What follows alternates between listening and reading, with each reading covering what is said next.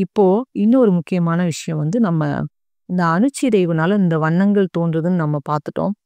இந்த அணுச்சிதைவுனால எதுக்கு வண்ணங்கள் தோன்றுது அப்படின்னு பார்த்தீங்கன்னா, இந்த அணுக்கள்ல இருக்க தனிமங்கள் தான். இப்ப அணுக்கள்னு பார்த்தீங்கன்னா, நம்மளுடைய உடல்ல மட்டுமே பார்த்தீங்கன்னா, 100 ட்ரில்லியன்ஸ் அணுக்கள் இருக்கு. நம்மளுடைய டிஎன்ஏல பார்த்தீங்கன்னா, 10 பில்லியன்ஸ் அணுக்கள் வந்து இருக்கு. இந்த ஒரு அணுக்குள்ள என்ன இருக்குன்னு பார்த்தீங்கன்னா, 99.999% வந்து வெறும் வெற்றிடமா ஒண்ணுமே இல்லாம ஒரு இருளா தான் இருக்கு. மீதமுள்ள 0.0001ன்ற அளவுல தான் நம்ம உடல் இயக்கத்த பண்ணக்கூடிய புரோட்டான், எலக்ட்ரான், நியூட்ரான் வந்து இருக்கு. இந்த புரோட்டான வந்து நகர்த்தக்கூடிய சக்தின்னு சொல்லுவாங்க. அதாவது சக்தி அப்படின்னு சொல்லுவாங்க. நகர்த்தக்கூடியதுன்னு சொல்லுவாங்க. எலக்ட்ரானை வந்து என்னன்னா, நகரக்கூடிய சிவம்னு சொல்லுவாங்க. இந்த நகரக்கூடிய சிவத்த இயக்குறது வந்து இந்த நகர்த்தக்கூடிய சக்தி. இது 2யும் நம்ம இணைக்கும்போது, இது 2யும் இணைக்கக்கூடிய வேலைய தான் வந்து நியூட்ரான்ற ஒரு விஷயம் பண்ணிட்டு இருக்கு. இது 3யும் வந்து சிவசக்தி இயக்கம்னு சொல்லுவாங்க. இந்த நியூட்ரானினுடைய தோற்றம் வந்து எப்படி இருக்கும்னா, எப்படி வந்து ஆ சூரியனை வந்து மற்ற கிரகங்கள் சுற்றி வருது. அந்த மாரி வந்து புரோட்டான் வந்து இந்த இந்த புரோட்டான வந்து இந்த எலக்ட்ரான் வந்து சுத்தி வந்துட்டுருக்கு. இந்த எலக்ட்ரான் வந்து சின்ன சின்ன துகள்களா கொண்ட ஒரு ஒரு அமைப்பு. இது வந்து இந்த புரோட்டான சுத்தி வந்துட்டுருக்கும். இது இது போன்ற பல நம்ம உடல்ல இயக்கக்கூடிய இயக்கங்கள் எல்லாமே வந்து வெளிய நடக்கக்கூடியதும், உள்ள நடக்கக்கூடியதும் ஒரே மாதிரி இருக்கும். இதுல கரை கண்டவர் தான் திருமூலர். அத அவரு 2டே வரியில சொல்லியிருப்பாரு. எப்படின்னா, "அண்டத்தில் உள்ளதே பிண்டத்திலும் உள்ளது, பிண்டத்தில் உள்ளதே அண்டத்திலும் உள்ளது" அப்படின்னு சொல்லி.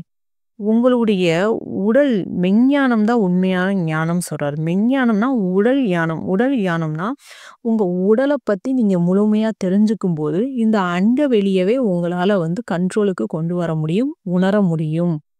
அப்படின்றது தான் இதனுடைய அர்த்தம். வெளிய இருக்கிற அமைப்பு, ஆ விஷயங்கள் தான், இயக்கங்கள் தான் உள்ளேயும் நடக்குது. வெளிய போய் இன்னைக்கு இருக்கிற டெக்னாலஜிக்கு நம்ம எதையும் ஆராய்ச்சி பண்ண முடியாது.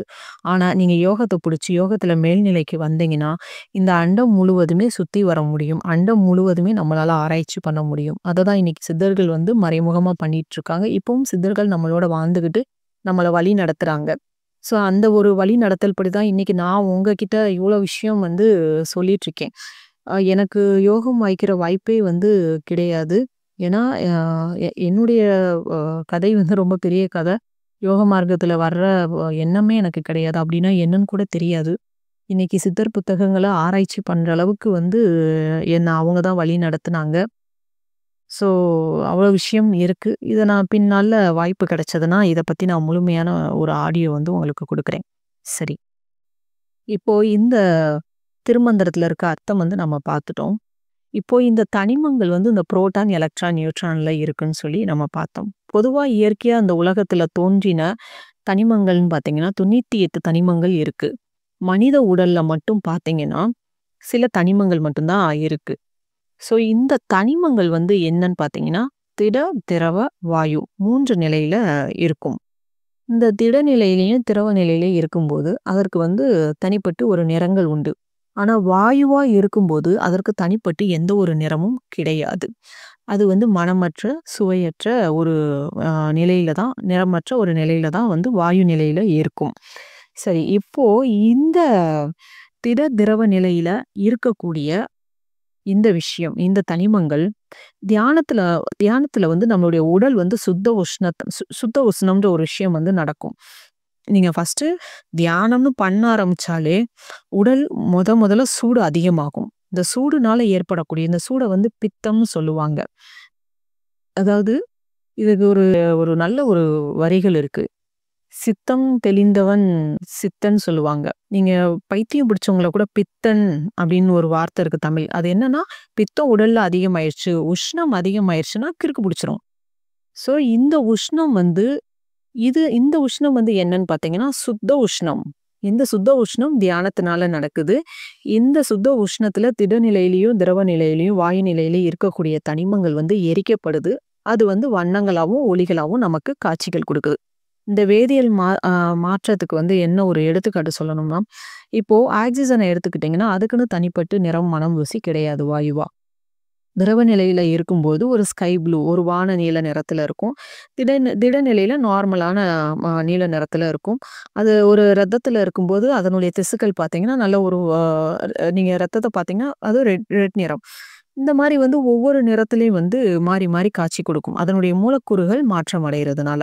இப்போ கரிமம்னு எடுத்துக்கிட்டீங்கன்னா, அதனுடைய நிறம் கருப்பு, சாம்பல் நிறம், இல்ல ஒரு நீல நிறத்துல நமக்கு காட்சி கொடுக்கும். இது வந்து நம்மளுடைய உடல்ல புரதம், கொழுப்பா இருக்கு. நம்மளுடைய உடல்ல புரதமும், கொழுப்பும் எரிக்கப்படுற இந்த சூழல்ல இந்த நிறத்தை எல்லாம் நம்ம பார்க்க ஆரம்பிப்போம். இப்போ கந்தகம் அப்படின்னு எடுத்துக்கிட்டீங்கன்னா, அதனுடைய நிறம் வந்து வெளிர் மஞ்சள் நிறம். அது நம்ம உடல்ல தோல், தசை, எலும்பு, முடி, நகம் அந்த மாரி இருக்கு. இத பராமரிக்கிறதுக்கு கந்தகமும் ரொம்ப அவசியம்.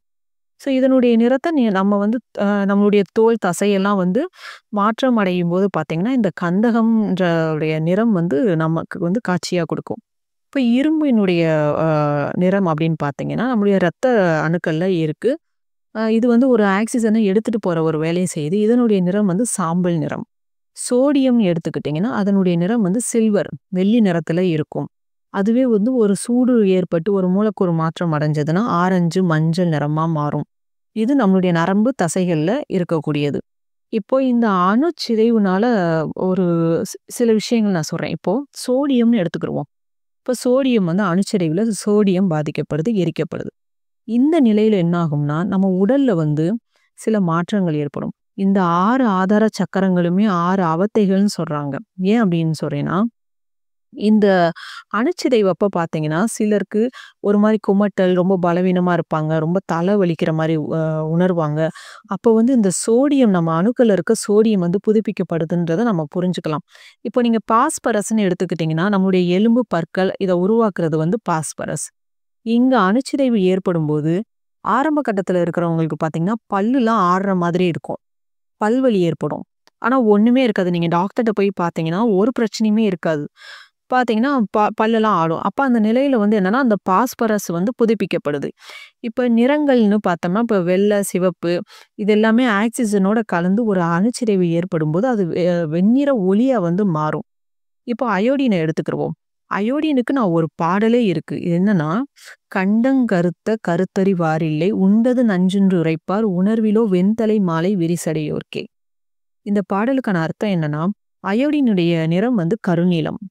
அது வந்து நம்மளுடைய தைராய்டு சுரப்பி இருக்கு இல்லையா? அதுல வந்து ஒரு ஏற்றம், இறக்கம் எது இருந்தாலும் தைராய்டு சுரப்பிய பாதிக்கும். அது ஈக்குவலா இருக்கணும். அதாவது இந்த விசுத்தி சக்கரம் வந்து இருக்கக்கூடிய இடம் வந்து இந்த தைராய்டு சுரப்பி இருக்கிற இடம் தான். இந்த இடத்துல ஒரு அணுச்சிதைவு ஏற்படுது அப்படிங்கும்போது புதுப்பிக்கப்படுது. அணுக்கள் புதுப்பிக்கப்படுது. நாடி நரம்புகள் வலுவாகுது. அந்த சூழல்ல பார்த்தீங்கன்னா, உங்க உடல்ல ஒரு அவத்தை ஏற்படும். தோல் வறட்சியாகும். உடல் வீக்கமா இருக்கிற மாரி இருக்கும். திடீர்னு அதிகமாகுற மாரி இருக்கும். மலச்சிக்கல், மூட்டு வலி இந்த பிரச்சனைகள் எல்லாம் வரும். அதே நிலையில அந்த கஷ்டங்களும் இருக்கும். அந்த கஷ்டத்தோடயே பார்த்தீங்கன்னா, நீங்க ஒளியவும் பார்த்துட்டுருப்பீங்க. அப்ப உங்க மனசு வந்து ஒரு ஆறுதல் படுத்திக்கிரும். நான் கருநீல நிறத்த நான் பார்த்துட்டுருக்கேன். அப்ப நான் விசுத்தி சக்கரம் வந்து எனக்கு வலுவாயிட்டுருக்கு. நீங்க புரிஞ்சுக்கலாம். ஸோ இந்த மாரி நமக்கு துன்பமும் இருக்கும், இன்பமும் இருக்கும். 2மே நமக்கு வந்து ஒரே டைம்லயே நமக்கு இதெல்லாம் நம்ம அனுபவிப்போம். இது வந்து ஒரு கதையா வந்து சொல்லியிருக்கிறாங்க. "கண்டங்கருத்த கருத்தறிவார் இல்லை" அப்படின்னா, திருநீலகண்டன் கதை வந்து கேள்விப்பட்டிருப்பீங்க. அவர் பாற்கடல கடையும்போது, அதுல அமிர்தம், விஷம் 2மே தோன்றுச்சு. அந்த விஷத்த வந்து அவர் எடுத்து குடிச்சாரு. அத வந்து சக்தி வந்து தடுத்தாங்க. அந்த இடத்த வந்து புடிச்சாங்க. உடல் வந்து நீல நிறமா மாறுச்சுன்னு சொல்லிலாம் நீங்க ஆ இந்த கதைகள் எல்லாம் கேள்விப்பட்டிருப்பீங்க. அதற்கு வந்து பார்த்தீங்கன்னா, அர்த்தம் வந்து இதுதான். அதாவது இந்த திருநீலகண்டனுடைய கதைக்கு பின்னால இருக்கக்கூடிய அர்த்தம் வந்து விசுத்தி சுத்திகரிக்கப்படும்போது கருநீல ஒளி வந்து தோன்றும். இதுதான் வந்து இதனுடைய மறைபொருளான விஷயம்.